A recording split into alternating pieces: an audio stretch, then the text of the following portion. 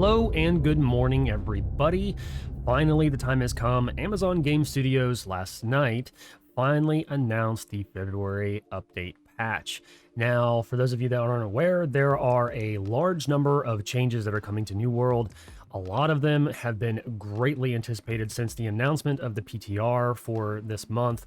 And I know myself, I have been very impatient, mainly because there's been a lot of things in game that have been happening. Server merges kind of created this huge issue, basically, where a lot of servers have become very destitute, and it has almost made the game unplayable for some. I know myself, I like OPR, and the biggest changes that are noted in this upcoming patch are the OPR changes. But before we get into that, for those of you that are new to the channel, welcome. I'm Johnny Mac, and for those of you that are returning subscribers, you look smashing as always. So let's go ahead and get on over into these patch notes. So first, I want to preface that this is a very chunky boy, so prepare to have a little bit of chunk of time set aside. I'm not going to go over every single little detail of this patch, but I am going to go over a significant amount as far as what I consider to be the most important parts. So let's go ahead and switch on over to this view. Now, New World February update. This update is actually coming February 28th at 5 a.m. Pacific time. That is 8 a.m. Eastern Standard Time. It kind of bugs me that they waited it literally until the very last day of the month. And, you know, all joking aside, I'm actually surprised they didn't say February 29th. That actually would have been pretty funny. But that's either here nor there.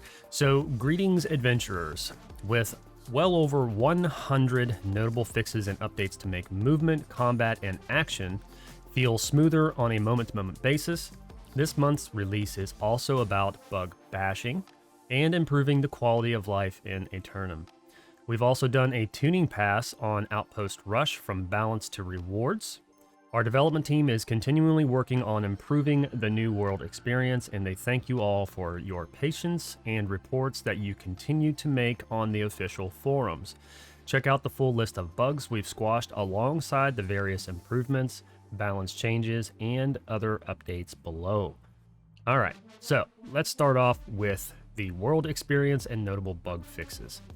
Expeditions, they fixed an issue where Taxidios mini-boss can be killed and looted twice in a single instance, addressed missing collision that allowed players to leave the intended playable space in the depths, fixed an issue in Starstone Barrows with Ancient Guardians animation intro, fixed an issue where a player has the option to join ongoing expedition from another expedition entrance. Now, let me see. No. In all honesty, I don't really see a whole heck of a lot that is going to be very impactful as far as those bug fixes. Now, however, I will excerpt something that they said in the last developer update video, where they said that they had actually squashed over 700 bugs. And a good portion of them, I think they mentioned it was like 70 or around 100, bugs that had been around since the legacy days. And whenever I say the legacy days, I'm talking about when this game was in its infancy, in its first iteration. And for those of you that are not aware, this game actually went through 3 distinct iterations. When this game first started, it was more of a survival PvP game, right? And some of the systems are actually remnants of that era, including the hatchet, in particular the Second Life. We were actually just talking about this yesterday in my company chat. You know, the Second Life that hatchet gets is actually a remnant of those days. So there's maybe a possibility that hatchet sometime in the future, once they start phasing out some of these systems, which they also stated in the development update video, that some of these systems they're trying to phase out more, how should I say, rapidly than gradually, right? Because in all honesty, the game is nowhere near what it was whenever it started, for sure. And if you look at where the game is now versus where it was, it's still not the same game, and it's continuing to change over time. So let's get back to the patch notes.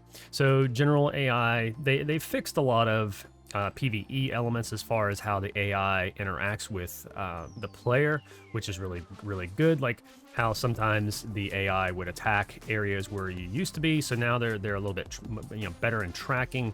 So for some, this might actually prove to be a bit more of a challenge, but we'll see how that goes. Expedition AI, Garden of Genesis.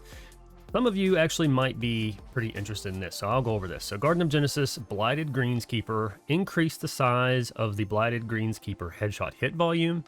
Genesis Shamans, fixed missed attack visual effects to be in sync with damage. And Angry Earth Naga, improved visibility on attack visual effects. Now, Lazarus Instrumentality. This is a big one. A lot of people that like to run the PvE dungeons, expeditions, this is kind of a big sticking point because Lazarus Instrumentality, the last boss, is kind of a joke.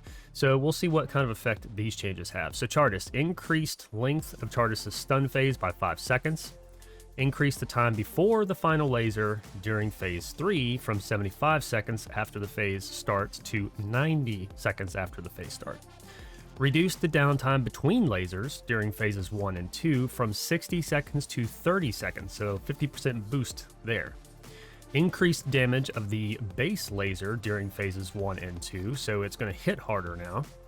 Increase Chartist's damage by 25% across the board. So, big check there, right? Reworked Chartist's final laser to now deal 15% of health as damage per second. So you better have a beefy tank because this is going to hit pretty hard, right? Fixed issues where the swipe animations created safe spots on the back walls. So some people found out that there were spots on the back wall that whenever he does his little, hand clap is what I like to call it, they would not get hit at all, right? Fixed an issue causing Chartist to not take bonus damage from ancient-related perks and coatings. That was kind of an issue I noticed. Fixed an issue causing Chartist to not have proper strengths and weaknesses against certain damage types. I kind of feel like that kind of fits in with the first one I just mentioned. Fixed an issue that could cause Chartist's laser to persist after his death. I personally haven't run into this, but whenever you're dealing with hundreds and hundreds of players running the same instance over and over and over again, I'm sure that probably has cropped up plenty of times. And increase the size of Chartist's headshot hit volume. So there you go. There you have it. Nice buff to Chartist at the end, which is good because I personally found that the end boss in Genesis was way harder than the end boss of Lazarus, which is just silly because Lazarus is supposed to be a higher gear score expedition than Genesis, right? Mutators reduced the desiccated timer from 60 seconds to 45 seconds. Normalized curse damage to ensure that curses are always a threat to players of any health pool size. And censored damage normalized to 65% of base health, and desiccated damage normalized to 50% base health. Now, this is the big one. The big kahuna, the main event. This is the one thing that everybody has literally been anticipating. It is the #1 change in this whole patch. Some melees don't necessarily care for it, and we'll talk about that here in a little bit, but for the most part, the combat changes were something that was desperately needed. I personally tested it out on the PTR for about a day or two, and I think it feels great, okay? Weapon swapping. This is the big one. You can now swap weapons during hit reactions, dodges, traversal, and while using consumables, except weapon coatings. What that means is that whatever you're doing, like say for instance, you get hit by a Path of Destiny and you're a melee, such as myself. I play Void Gauntlet and Ice Gauntlet, which I'm a Void Blade main, right? If I get hit by a Path of Destiny, I might decide that I want to switch over to Ice Gauntlet really quick and go in and tune. I couldn't do that before until after I was out of stun, and then I would have to click my swap. The issue is that a lot of times I would have to hit the swap on my Ice Gauntlet to swap over, but a lot of times it would not swap over. So I'd have to critically think very quickly and swap to my Void Gauntlet and then back to my Ice Gauntlet and then go to Intune. That's a whole second's worth of things that can happen to me in that time, and there's a good chance I would die. Now, no matter if you're stunned or not, you can queue that weapon swap up, and you can also back queue the skill that you want to use. So even though I'm stunned, I can switch over to my Ice Gauntlet and queue up my Tomb skill, and as soon as I'm unstunned, I'm in my skill. So super, super good change. For those who have a high skill cap in PvP, this is going to be huge for everybody. If you have not tried this new combat change, it is absolutely amazing. It is going to turn good players into absolute monsters, and it is going to turn average players into good players. This is a very, very good thing. So this will not interrupt those actions. There's a 1 second swap cooldown in these cases. Now, what's interesting is it says 1 second, but in all honesty, when you actually experience this, it feels totally seamless. It almost feels like there's not even a delay to it at all. It is so smooth, it is unbelievable. Weapon swap buffers will no longer be canceled if you are staggered before the swap can occur. So this is what I told you before. Path of Destiny is a good one. It will stagger you. You can actually queue up these skills in that stagger, so it's absolutely amazing. Weapon swaps and attacks can now be queued simultaneously, which I expressed before. If you press swap during an attack's recovery, then immediately press an ability key, the weapon will swap at the first swap cancel frame, then immediately perform the desired ability. Huge, huge. Note that the actions still have a buffer and cancel windows. This change just makes it easier to use and more reliable. And whenever they say more reliable, if you play any PvP or even PvE for that matter, if you play a lot of PvP, you notice it. There are so many times whenever you're in the middle of trying to swap your weapons or something like that, and then all of a sudden you're trying to use your skill and your skill bar highlights that your first weapon is active, but it can't use the secondary skills, or vice versa. It'll show that, you know, your first weapon is active, but you're using your secondary weapon skills, and it just gets all confusing and well, whatever. Okay, so dodging and blocking, also some big changes here. We have shortened the recovery time for all of our dodges. Transitioning to movement after a dodge should feel more fluid for all players now. And this is very true. As soon as you dodge, boom, you just keep on progressing into your run or whatever it is that you're doing, right? Basic attack startups, melee and ranged, can now be dodge and block canceled up to 2 frames before the first active frame. For melee attacks, the first active frame is the first frame the weapon can deal damage, and for ranged attack, this is the first frame that the projectile is spawned. So basically, if you're getting ready to make that swipe with your light attack and you see that that rapier user uses riposte, you can dodge cancel it, or you can switch over to another skill. Doesn't matter, but you now have a chance to avoid receiving that pesky little stun, right? Okay, so when performing light attacks with a melee weapon, block and dodge inputs will now take priority over the next light attack in the chain, which I just mentioned. This change is aimed at preventing accidental attack cues that leave the player vulnerable when they intended to defend. This has been probably my #1 complaint about combat, especially when going up against a rapier that is extremely defensive and has a very, very good kit that can punish you if you don't anticipate their moves 2 and 3 steps ahead. This allows anybody who does not have a high skill cap to be able to kind of boost themselves up a little bit and brings everybody more in line with each other, okay? Jumping off lower height objects will no longer trigger a fully committed land animation. This will allow you to keep your momentum as you move through a turnum. So no more jumping off a little 1-foot rock and it's like you fell off a cliff, okay? So that's huge. Attributes, 300 focus attribute bonus. The mana regeneration from this attribute bonus will now trigger when the caster drops to 15 mana or less. Big change there. Equip load descriptions have been updated to include the amount of stamina consumed when dodging. Fixed an issue where the strafe movement speed would vary based on equipment load. This was a big issue because I run heavy, whereas a lot of Void Gauntlet users actually use light or medium. Bug fixes, fixed attack cancels not working in shallow water. Fix an issue that could cause some attack animations to play incorrectly when used while running. Now, this was an issue that I ran into quite a bit with the Void Blade. You would switch and maybe you would get stunned or staggered or something like that, and you're trying to move forward, and all of a sudden, instead of actually swinging your Void Blade, you would actually start doing a ranged attack, even though your Void Blade was still technically active. So you would have to stop attacking, take a step back, and then your Void Blade would be back in your hand. So this is a huge change as well. This goes right back into the combat fluidity and is absolutely excellent. Fixed an issue where players were able to clip through outcropped collision by using certain abilities while prone. This is geared towards more of like the musket users, and we're going to talk more about that here in just a minute. Fixed an issue what could allow players to avoid some damage from AoE attacks while in the prone position. That's kind of a big deal because like Ice Storm has some issues. Hopefully they'll fix them later on. I can't tell you how many times I've casted Ice Storm and then it drops right in front of me, even though the cast bubble, or indicator I should say, is way out in front of me. All of a sudden it catches some collision on the terrain and it gets stuck right in front of me. What players found out is that if they could nestle themselves right beside a rock in the prone position, you go to toss an Ice Storm on them, it would actually clip into that rock just above them, and all the damage would exist above them, and as long as they stayed prone, it would completely avoid them. Total nonsense. Anyway, Rain of Arrows. This is for you bow users out there. I'm sorry, but you got fixed, right?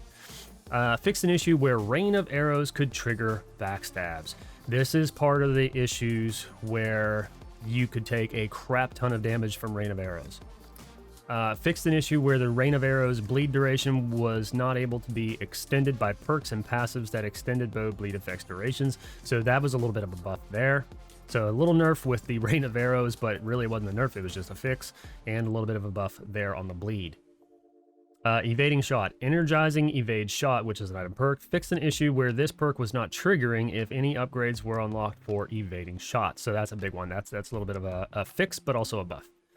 Fixed an issue that allowed Rain of Arrows, Penetrating Shot, and Poison Shot to be used while encumbered or in deep water.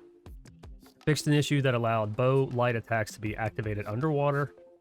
Fixed an issue with bow hip firing that made the canceling window different than when firing down sights. This fix normalizes the firing rate between hip fire and firing down sights.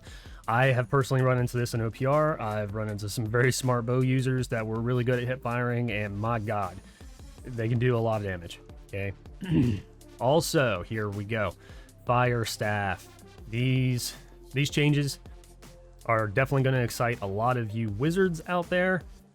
And this one is actually going to prompt me to test out a little build I have in mind. But anyway, let's get on to this. So, Fireball. Increase Fireball projection radius, or projectile radius, from 0.01 to 0.33. That is a huge change. That's more than 50% upgrade, right? To make it easier to hit with. And then here's the big change. Fireball can now critically hit. That one is huge. I'm not necessarily going to say that we're going to be getting into a Fire Staff meta again, but you're going to start seeing a lot more fireballs. I guarantee it. It's going to be interesting. It is going to be like raining fireballs everywhere. Reheat. Fixed an issue where reheat could persist through weapon swaps and ability usage, so that was definitely needed. Updated Flamethrower and Meteor Shower to trigger reheat's 4-second timer when the ability exits. Fixed an issue that caused the flyout icon for reheat to incorrectly show as Empower. Pillar of Fire. Also a big buff. Reduced the delay between Pillar of Fire's activation and the spawning of its damage AoE. The fire pillar now spawns when the player finishes extending their staff forward. So one of the biggest issues with Pillar of Fire, especially in PvP, was its long casting delay, right? It had a long cast timer because literally you would extend your staff, you'd wave it around, and then boom, right? Now it's boom, it's out. And reduced Pillar of Fire recovery by roughly 0.5 seconds. That's huge. So there's going to be a lot of Pillars of Fire, especially if you're running the perk Refreshing Pillar of Fire. I can see a lot of fire mages using Pillar of Fire and Fireball in this new meta that's going to be created, right? Flamethrower also received a buff. Increased Flamethrower's base movement speed to so that haste buffs have a more notable effect. The new move speed is approximately 2 times faster than previous speed. This is big, especially for one of my company mates. She absolutely loves using Flamethrower. She does it as more of kind of like a joke troll thing, but I mean, Flamethrower does some pretty decent damage, especially whenever you're right in the middle of, the fray and you're just torching everybody. Accelerating Flamethrower perk fixed an issue where the haste effect from the Acceleration Flamethrower perk was only triggering off of exactly 3 stacks and not 3 or more stacks. Let It Burn fixed an issue where the burn status effect from Fireball, Burnout, and some passive abilities were not triggering the Let It Burn passive. Also, another buff through a fix, right? Fixed visual issues with some fire staves. Not exactly sure what that's about. I'm assuming that some of the fire staves were having some, visual effects issues whenever you were casting and stuff like that. That's the only thing I can think of. Of course, it kind of says that anyway. Great Axe. This is a change that a lot of Great Axe users are not too keen of, but it is what it is. I think everybody is going to eventually get used to it. And in all honesty, the Great Axe, even despite all of its nerfs, it is still extremely strong, especially in OPR. If you get 3 Great Axe users, they can plow through everybody, even still in its current state, right? Swap the placement of the Frustration passive and the Keen Edge passives. Ability points spent on Great Axe ability trees will be refunded and require a respec after the update. So for those of you that are Great Axe users, don't just jump into OPR. Check your weapon stats. You're going to have to reassign all of your perks within your weapon tree. Okay, so don't forget that. Big. Gravity Well changes. Updated damage area to match Vortex visuals. Reduced Vortex pull force to allow players a chance to escape. So basically what that means is as soon as that Grav Well is put in, you have like a half a second to react where you can dodge to the outside of that Grav Well and possibly escape. Okay, the pulling force ends just before vortex damage occurs to allow players a chance to escape by dodging. Removed unintended damage from the initial pull and area effect of the vortex. And this was kind of a big issue, and this is why if you got Gravwelled by like 2 or 3 people all at the same time, you were getting damage on the very first hit and while you were getting pulled from all 3. And I can't tell you how many times, that stuff chunks, right? It would take like a third of my health off if I got Gravwelled that many times. So this kind of brings it more in line. I know it's a nerf, and I know a lot of people aren't going to be very happy with it, but it's a balancing issue, right? And it wasn't really functioning as intended. Updated and clarified the description of this ability. Maelstrom. No reprieve fixed an issue where the cancel window was set too early. This upgrade resulting in the ability being canceled out prior to the second spin on the attack. Enduring Strike reduced the damage reduction provided by this passive from 20 to 12, and updated the tooltip to clarify that the damage reduction occurs while any grit is active and not just the grit provided by heavy attacks. So, not necessarily a buff, not necessarily a nerf there, per se. I mean, it was a nerf going from 20 to 12, but in all honesty, that was really strong, right? And then a rebalancing issue simply by fixing how the skill worked. Hatchet fixed an issue where the accumulated power on fire passes were not consistently triggering with hatchets that had perks with alternative damage sources such as DOTs and chain elements, right? Now, here is the next big change that I'm sure a lot of people are happy to see, and it's going to be to the dismay of any of the Void Ice users out there, or just straight Ice users, right? Ice Spikes is getting the Nerf Hammer. Big Nerf Hammer, actually. Spiky Reach adjusted the projectiles fired from this upgrade to reduce the chance that a single target is hit with all 4 parts of the attack. For those of you that don't know, if Unending Thaw was on somebody, which is a perk, right? It guarantees extra damage, 25%, I do believe. What would happen is if they had Unending Thaw and you landed your Ice Spike appropriately, it could one-shot you. I actually have a YouTube short here on my channel where it illustrates just that. Player had Unending Thaw on them, they were running away, and not only did they get every single bit and piece of Ice Spike, but they got it as a back shot, and they went from full health to 0 in literally 0.2 seconds. So, that day has come and gone.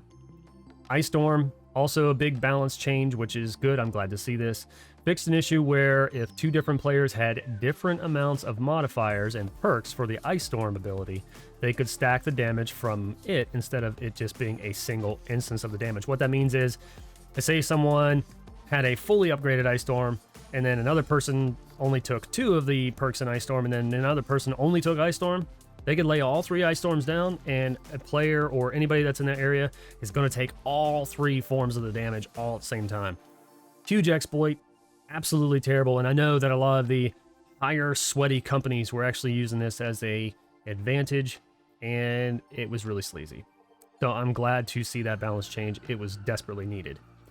Punishing Storm added clarification on the tooltips to state that it will only increase Ice Storm damage. Okay, that's a good one. Ice Shower fixed a desync issue that could occur when players dodged through Ice Storm. This is a big one, and my buddy Mordecai will be glad to know that this has been fixed. He would complain, as well as many, many others, that as soon as you dodge through Ice Storm, you get stuck in it, right? Well, then if you tried to dash, it would show you dash on your screen, but on my screen, you're still stuck. And then all of a sudden, you get whipped back to where the Ice Shower is, and you actually never moved, and then you're dead. So this was a very, very needed fix. And on top of that, it's presumed that Ice Shower still, to this very day, up until this patch, is part of what causes the movement bug in OPR and Wars. So this is a very, very, very awesome fix. Fixed an issue that could cause Ice Shower's route to fail when players dodge through it. I've experienced this a few times. I've seen players be able to dodge completely through my Ice Storm, which was supposedly fixed, I think, 2 patches ago. But it still, had some outlying variables. But that's okay. Fixed an issue where Ice Shower would not start its cooldown immediately when the first ice patch appeared. This is a fix and a balance and kind of like a little bit of a buff. Ice Pylon, which you don't really see a whole heck of a lot, but I have a feeling that you might start seeing it a little bit more. Pylon Burst, which is an item perk, increased AoE to 3 meter radius from 1 meter radius. 1 meter radius was kind of nonsense, meaning that you would basically have to be up on top of the Ice Pylon in order to take damage from the Pylon Burst, which was just stupid because it doesn't take much to actually kill the Ice Pylon, right? So that's a neat little buff, and I have a feeling we're probably going to start seeing some experimentation with Ice Pylon. I might even experiment with it myself, just to kind of see what is up. Beacon Speed of Light fixed an issue where the Speed of Light haste was not applying to the caster if their weapon was sheathed, and haste applied by Speed of Light will now apply to all targets within the AoE, not just allies who are healed. The tooltip has been updated to reflect this new functionality. So this is a huge one. Speed of Light is going to be absolutely amazing in OPR. It is a very, very good change in my opinion. Musket. Now, this is a big one, and I mentioned earlier that I was going to kind of go over this. So there have been some very questionable musket users on my server. One of them actually transferred off. But I know for a fact, and you know who you are, have been abusing these little aspects. And I'm on to you. I'm glad they changed this. Let's get into it. Sticky Bomb. Fixed an issue where Sticky Bomb's crit damage was not increased when the crit damage numbers would appear. Crits will now deal 273% weapon damage. Reduce Sticky Bomb base damage from 235 weapon damage down to 210 weapon damage. Fixed an issue where Sticky Bomb had broken and inconsistent transitions upon exiting the throw, depending on the actions performed after the throw. This could cause the player to be locked out of other abilities until they moved or switched weapons. Okay, now here we go. This is where it gets interesting. Shooter's stance. And you know who you are, musket users. You know who you are. Fixed an issue where firing too quickly after entering shooter stance would not consume a shot, allowing players to bypass the 5-shot limit. Fixed an issue where exiting shooter stance would reset stacks of the heightened precision passive. This explains a lot of the presumed aim bot issues. Fixed an issue which could allow players to bypass the animation for shooter stance and fire from a standing position. once again, you guys know who you are. I'm glad that this got fixed. Shame on you. Stopping power. This ability has been reworked and no longer empowers your next shot, but instead fires a special bullet after a short warm-up time that knocks back your target if it hits. Thank God. Because I'm telling you what, stopping power mixed with this exploit of shooter stance, no wonder why I was getting hit for half my health very consistently. Annoying. Stopping power can be fired from aim down sights or hip fired. Stopping power's hit reaction animated or animation changed to better match the timing that target is staggered. Ability description update to reflect new functionality, and cooldown increase from 15 seconds to 20 seconds. Powder burn and power shot. Loaded shots can now be overwritten. Activating one of these abilities to load a shot while the other is already loaded will replace the previously loaded shot with the new shot. Fixed an issue where loaded shots from these abilities were not counting towards the heightened precision passive stacking. Hustle fixed an issue where this passive had a shorter duration than intended while the back it up passive was also active. Players can now use consumables while reloading. Using consumables will interrupt reloading. Fixed an issue that allowed musket basic attacks to be activated underwater. I don't know what all this underwater stuff is. I don't even know anybody who actually shoots underwater unless they're actually getting in that lake and just sniping people as they run down the road. That could be a possibility. Actually, now that I think about it, that's probably what they were doing. Rapier, Flurry, updated ability description to clarify that Flurry can be canceled by other abilities as well as by dodging. Evade, fixed an issue where sheathing Rapier after triggering your evade would result in the player getting a persistent movement speed buff. A little bit of an exploit there that has been rectified. Spear, Sweep, refreshing reach, fixed an issue where refreshing reach would not trigger correctly with coup de grace. And Javelin fixed an issue where swapping weapons while using Javelin could result in a bad animation state. Sword and Shield. Shield Rush. The hitbox of this ability has been moved closer to the player to prevent situations where the ability could hit targets that appeared to be out of range. The distance traveled by the rush has been increased to compensate for the loss of range. So that's a nice rebalance there. Reverse Stab Tactician. This upgrade will no longer reduce the cooldown of Reverse Stab. And that was one of my biggest complaints about Reverse Stab is it's great functionality, but the fact that it was also reducing its own cooldown, I felt to be pretty OP because you can actually reduce it to the point where you almost have 100% uptime. Pretty OP. Pretty broken, right? It will still reduce the cooldowns of other sword abilities when triggered. Leaping Strike. Probably the biggest change for Sword and Board, and one that is definitely well needed in my opinion. The leaping and attacking portions of this ability now have separate properties for their homing and movement in order to improve the overall accuracy based on distance. Adjusting homing for better translation against distant targets, and adjusted homing for more accurate and consistent tracking against closer targets. I can't tell you how many times I personally used Sword and Board during my experimental phases where I tried to use Leaping Strike on a target that was in like more of a closer medium range, and I just go off out into the wild blue yonder, and it's like, what the hell, right? So this is making it a lot more accurate and way more usable. Void Gauntlet. Mending Evasion fixed an issue where this passive would reset your lowest activation or active cooldown in addition to its listed effects, so a fix there. And we're going to talk more about Void Gauntlet here in just a few minutes. Warhammer Armor Breaker fixed an issue where players could not buffer attack inputs from any of the Warhammer abilities into the Armor Breaker ability. This feeds back into the new combat efficiency. Hardened Steel reduced the damage reduction provided by this passive from 20 to 12 and updated the tooltip to reflect that. Empowering Armor Breaker, which is an item perk, fixed an issue where this perk was applying to all hits for 5 seconds and not just the initial hit. Thank God. This actually, to my build, is a little bit of a buff, so that's nice, because a lot of times I would be able to avoid the Armor Breaker because a lot of times, someone running, the Warhammer would rush in real quick and whack me with the Armor Breaker. Well, I would dodge that, but the only problem is that unless I straight up ran away and they were running this perk, it didn't matter.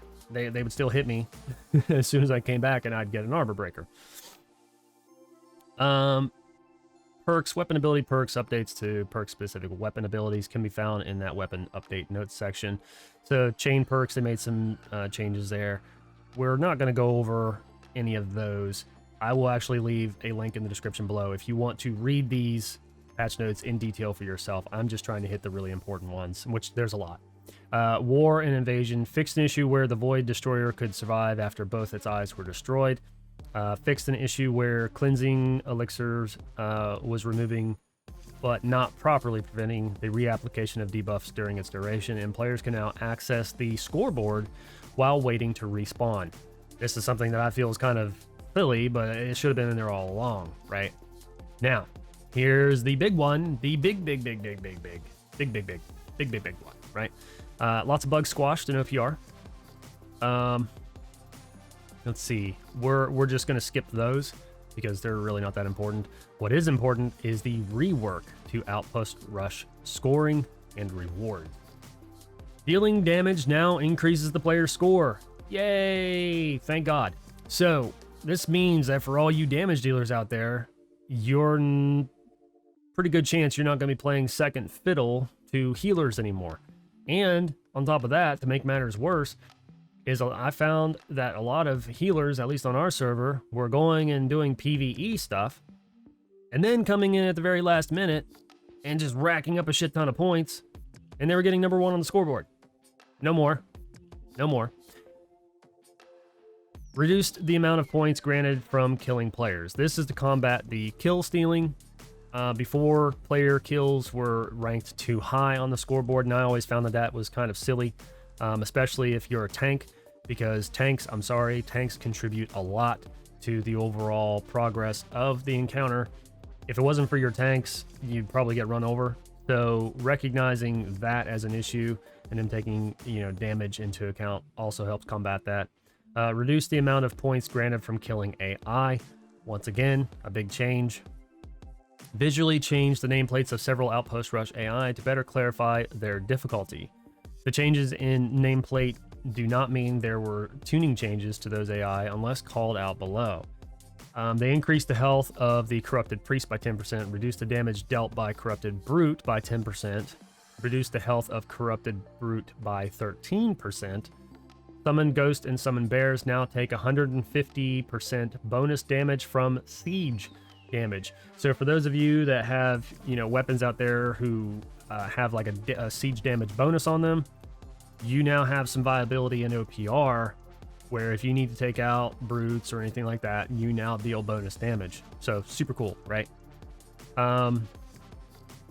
Increase the base damage of Repeater by 20%, so they now got a buff there. Increase the base damage of the Fire Dropper by 16%. Increase the benefit of having more friendly players on a control point. Each friendly player on an uncontested point now reduces the time it takes to capture the point by 3 seconds. It was previously 1.5, which was kind of silly.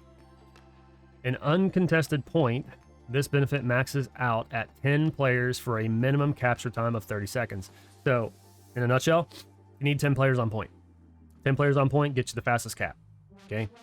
Reduce the length of the Baron or Baroness score lock from 3 minutes to 2.5. A little minute change there. Maybe it makes a difference, maybe it doesn't. I mean, a lot can happen in half a minute, to be totally honest. Replaced the explosive barrel launchers on either side of the Outpost Soul with ballista turrets. These cost 50 infused ore and 50 infused wood to build, and will be great tools in taking down the defenses of Outpost Soul. So from sun to moon or sun to star, you now have an option to be able to take down artillery there. So that's nice. Adjusted the emplacements so they are more flush with the ground. Adjusted rewards granted from Outpost Rush. This is something that I have been raving about since I first found out about it.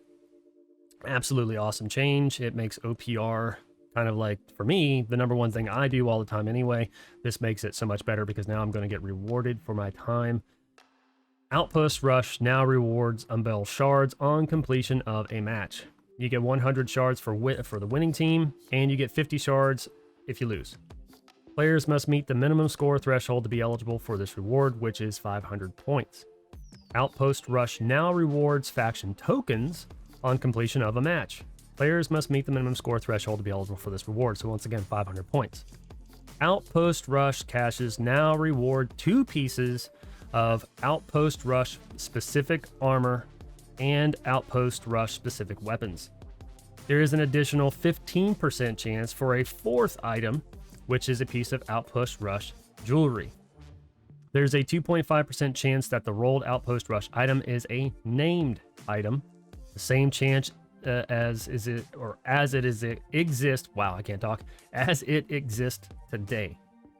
Significantly increase the likelihood that the rewards in the Outpost Rush cache will increase the player's expertise. This is huge. Before, with Outpost Rush, especially once you start getting into the top end of your watermark, you know, like that, like 5, I think I started noticing a significant drop off around like 550, 560. Once you start getting into those, the chances of your bump, next to none, right? Every once in a blue moon, you get a bump, right? Now, hopefully the significant quote unquote increase will change that. Hopefully that will be a lot better for those PvP players like myself.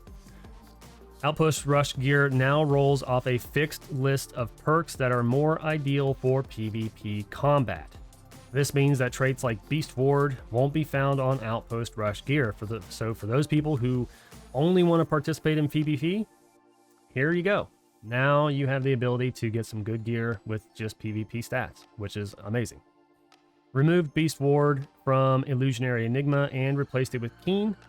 Please note that this change isn't retroactive and it will only apply to new Illusory Enigmas granted after the patch. And players can now access the scoreboard while waiting for respawn. Once again, I need a change. I know it's subtle, but I'm glad for it. So, notable fixes. Not going to go over these because really, I mean, you guys can read that for yourselves. Once again, I'll leave the link in the description below. Economy progression and rewards. Leveling for Arcana, Armoring, Engineering, Furnishing, Jewel Crafting, and Weaponsmithing trade skills will now require 10% less XP. So they're lessening that curve a little bit. Rewards, we're not going to go over that. Crafting, no, we're not going to go over that either. Fishing, reduce the effectiveness, my god, I can't talk again, of fishing bots. I'm not exactly sure what that means. I don't know if they're adjusting the timers until you start getting counted as AFK. I don't know. Not exactly sure what that means, guys. If someone knows, leave a comment down below. See if you can shed some light on that. UX, UI, and social. So they created a trade channel, which is awesome. So now the global and the area and all that stuff going to be a little bit less muddy. So that way, it's a little bit easier to check for trade stuff. Added a camp warning notification to alert player when out of range or low on health from their camp or no camp. A status of your camp displays in the banner when entering a point of interest. So that's actually a good change. I can't tell you how many times I've died because I was originally in range and then I had a toe out of range and then I ended up having to go back down. It sucks. Added the ability to view players' average gear score, their weapon mastery for 2 equipped weapons, and attribute allocations on the war board. This is going to be kind of controversial because it creates a situation where if someone wants to participate in war or they want to participate in a dungeon, it creates grounds to be excluded. Not going to lie about it, not going to sugarcoat it. There are quite a lot of people out there that will not take you if your gear score is less than 600 or whatever, despite your build, which I think is kind of silly because some of the strongest builds out there are from people who aren't even an average of a 600 gear score. Myself, I'm an average of 597, and a lot of the people that play with me on a daily basis, they will say that they would never be able to tell that my average gear score is less than 600. Granted, there are arguments on the other side of that, which is fine, but I'm just saying it creates a little bit of an issue. Now, honestly, it makes it a little bit easier to slot people in war. Say, for instance, someone signed up for war and they were originally slotted in the roster, and then for whatever reason, they drop out or are not able to make it or something like that. It is easier to replace that person now than what it was before. You don't have to manually ask them, hey, what's your build? And then if they don't have an ideal build, then you ask somebody else or have to ask 10 other people, right? Now you just right click them and you can see it. So there's pros and cons, right? Pros and cons. Players can now see both friendly and enemy progress towards the Brute at the Corrupted Portal and Outpost Rush. That's also good. The crafting screen should no longer select the first recipe if you quickly select another recipe while it is opening. Okay. Notable fixes, we're not going to go over those. Once again, link in the description below to these patch notes. PTR notes. Following notes were added or changed as a direct result of internal testing efforts and players submitting feedback in the PTR. Thanks to all those who participated. Yellow Topaz no longer has a minimum drop rate. Black Gypsum minimum drop time has been reduced from 10 minutes to 5 minutes. Purple Gypsum minimum drop time has been reduced from 2 minutes to 30 seconds. And added a Gypsum Orb to the faction vendor, which can be bought once per day for 7,000 faction tokens. So for those that participate in OPR, you're getting lots of chances for Gypsum. You're getting the 2 previous Gypsum per day, as well as being able to purchase the Gypsum from the faction vendor for 7,000 tokens. So that's another Gypsum, plus all your OPR gear bumps. Absolutely awesome, right? Aptitude leveling. Smelter crafting gear now drops from T3 aptitude boxes. Drop of Vicious Azoth now drop from armor aptitude boxes. More general fixes. We're not going to go through those. Open world. This is another big one. Once again, like I said, this is a chunky video, guys. I'm sorry. With lessons learned from lowering housing taxes in December, we want to further reduce housing tax cost and friction for players that own homes. With this update, we have greatly lowered the tax cost itself while also increasing the amount of company revenue earned from housing taxes directly. This change has been done in order to offset the lower incoming taxes so that townships can continue to operate at previous levels. After these changes are made, we will continue to evaluate the state of the economy and perform additional optimizations to the territory tax system where needed. In the meantime, here are the specific changes to be introduced in February.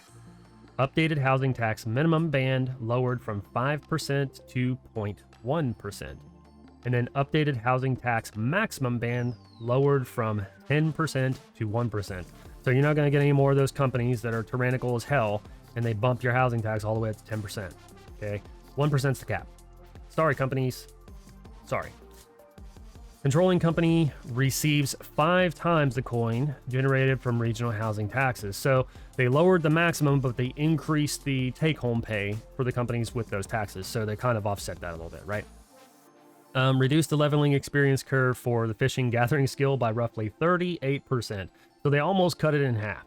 So that's kind of awesome because in all honesty, leveling fishing is a absolute nightmare. It's a pain in the ass.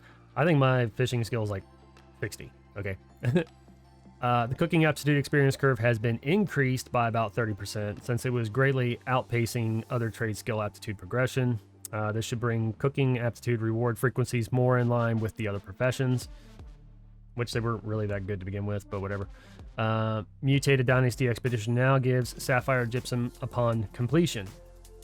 Dynasty Expedition bosses now give the same amount of coin as bosses in other in-game expeditions. Increase the umbrella gain from cast from 3 to 200 currently to 100 to 400. And this is on a sliding scale, so the higher your aptitude level is in that particular item that you got the cast for, if you are, say, 625, you're going to get the maximum amount of shards from that cast when you open it, okay? Increase the umbrella gain from crafting from 1 to 85 to 25 to 100. Fixed a bug causing some players to be locked out of chat for a few minutes at the beginning of their session. That's a big one. Fixed bugs causing the tooltips and infused silk to display incorrectly. Okay, whatever. The server now teleports twice as many people into and out of war, resulting in less standby and wait time. This is a big one. Can't tell you how many times I've been like beamed directly into war with like no wait time, and it kind of flips you out because you're like, well, did that really work? Because the next time you go to load in, it might take forever. Like you're sitting there forever, right? So this is a big one. Reduce the amount of powerful gem dust on mutator orbs from 10 to 5, so they cut that by 50%. So now you can craft more mutator orbs. And mutator orbs can now be purchased from the faction store every 3 days rather than every 7. So that's a big one. Let's see, world, no.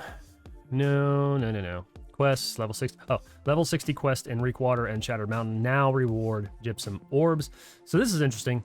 Definitely going to be partaking in that, just so that way I can get some extra gypsum. So for those of you that like the quest, there you go, there's more. Increased rewarded experience for side quests from level 10 to 60 by 50%. I have a feeling that they're doing this because they're wanting more people to be able to participate in PvP. Because let's face it, guys, there's really not a lot of content in New World, unfortunately. The expeditions and the expedition mutators have grown stale on a lot of people, and there are a lot of people still playing the game that prefer to play Outpost Rush and they prefer to have wars.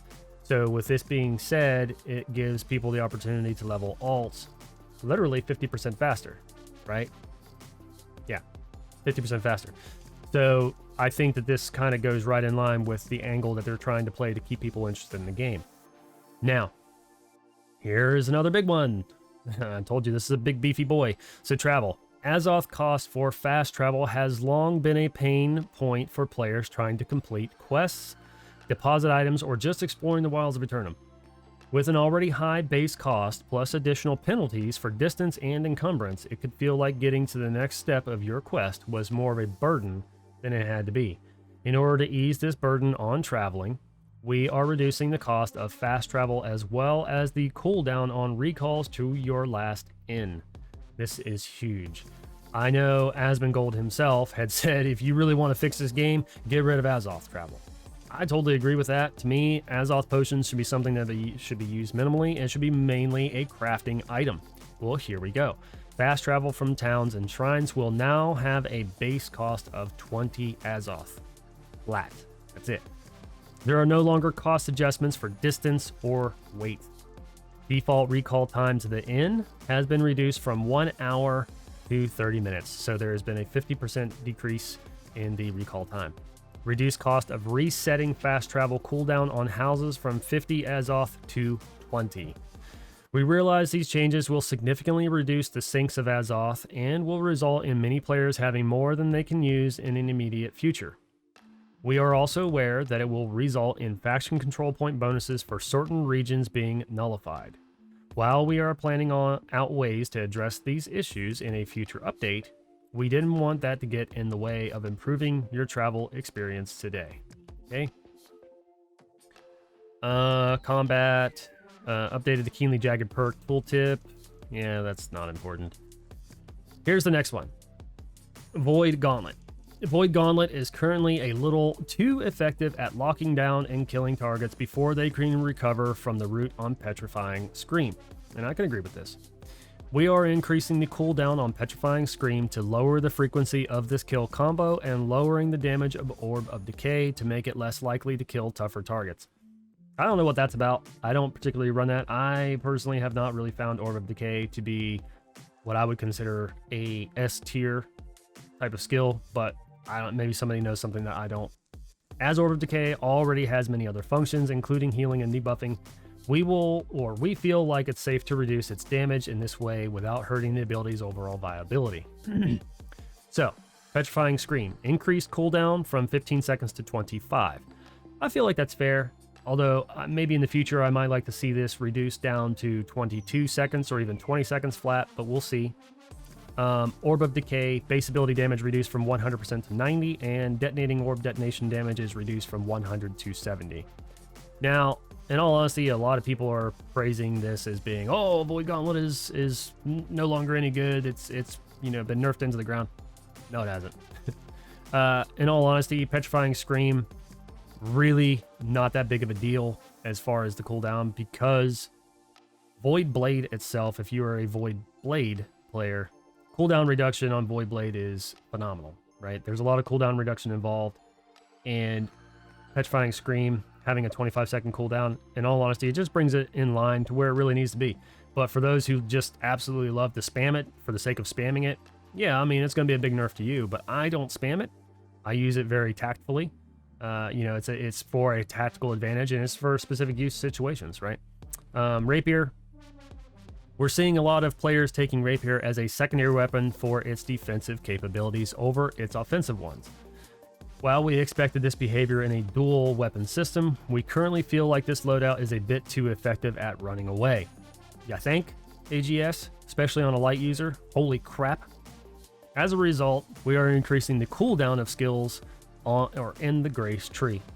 To offset the longer cooldown of Evade, we are swapping the upgrades Crescendo and Breathe in, so that players using Evade offensively have better access to cooldown reduction. Riposte, increased cooldown from 12 seconds to 18 seconds. I think that's okay. In all honesty, I suspect that maybe in the future they might take this to 20, but we'll see. Evade, increased cooldown from 6 seconds to 12 seconds. Thank God. Swap the positions of Crescendo and Breathe In upgrades. As a result of this change, points in this tree will be refunded and need to be respec'd. So, for those of you Rapier players, as soon as the patch goes live, make sure that you go into your skill trees and reset your skills appropriately, okay? Cliché, increased cooldown from 17 seconds to 20 seconds. Great Axe, we've heard your feedback that the changes to the gravity well on the PTR went too far and in terms of reducing its effectiveness. So we went back to the drawing board and are trying a different approach. This new version of gravity well includes a route that occurs after the initial pull to help hold your targets in place, and includes a stronger slow after the pull to make it harder for foes to escape the damage pulse without using a movement ability. So, a little bit of a total rework, really. Not really a nerf, not really a buff, just rework, right? Gravity Well's passive fixed a bug that prevented this ability from functioning, blah, blah, blah, blah, blah. Gravity Well, this ability has been reworked from its previous PTR version. Improved pulling tech to more reliably pull foes to the center. Foes who are pulled to the center of the vortex are rooted for 1 second. So that's going to be interesting, right? Increased slow from 55 to 60%, and slow field duration restored to 3 seconds so that it will last until the explosion occurs. Overall, I feel like that is a very good rework, and I think whilst it's going to take some getting used to, combat against, and also to use, I feel that this version is going to be a lot better. Server trading and sending gold now requires players to be physically near each other. If players are in an invalid location, they will instead receive an error message alerting them of such. Several bugs involving characters transferring to different worlds have also been fixed. Okay, so that's it, guys. Overall, an extremely good patch. It is a very big, beefy one. Lots and lots of changes. I'm personally excited, and I really am curious as to exactly what you guys think. Do you think that this patch is going to, really key things up? Do you think it's going to bring some players back? Overall, I think it's going to bring some players back. I don't think it's going to bring as much probably as what Amazon Game Studios really wants, but we have next month, in which next month there have been a lot of interesting leaks. They're talking about the blunderbuss, so a new weapon coming. That's going to bring some new people in for sure. And of course, we're going to have more changes, and there's also rumors that a new expedition is possibly going to be jumping out. So, if you guys want to hear more about that whenever official news drops, be sure to hit a like on this video and also subscribe to my channel, guys. Let's go ahead and get things ramped up here on this channel. I try to cover things as quickly as I can, and I greatly appreciate everybody who subscribes. So, once again, until next time, thanks for watching the video, and I'll see you in the new world.